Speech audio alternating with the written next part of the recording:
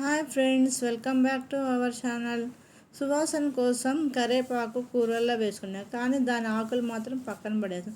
అందరూ తినేలాగా కరివేపాకు కారం ఎలా చేయాలో చూద్దాం. దానికోసం ఒక పావు కేజీ కరివేపాకు, 2 స్పూన్లు మినపగుళ్ళు, 2 స్పూన్లు పచ్చిశనగపప్పు, 1 స్పూను జీలకర్ర, 2 స్పూన్లు ధనియాలు,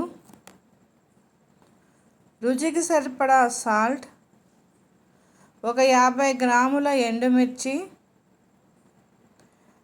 ఒక 5 రెబ్బలు వెల్లుల్లిపాయలు, ఒక నిమ్మకాయ సైజ్ అంత చింతపండు,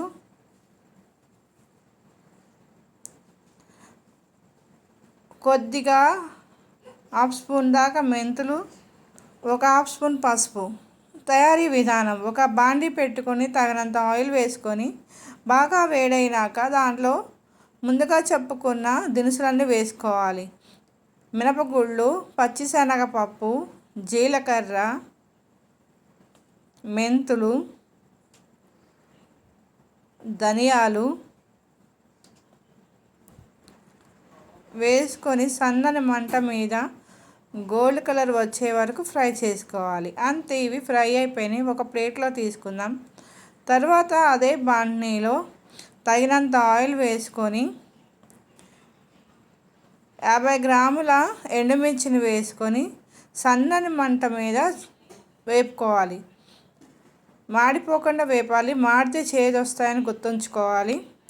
అవి కూడా ప్లేట్లో తీసుకుందాం. అదే బాండీలో తగినంత ఆయిల్ వేసుకొని ముందుగా కరివేపాకును గంట ముందు కడిగి పెట్టుకొని ఆరబెట్టుకొని తడంతా పోయిన తర్వాత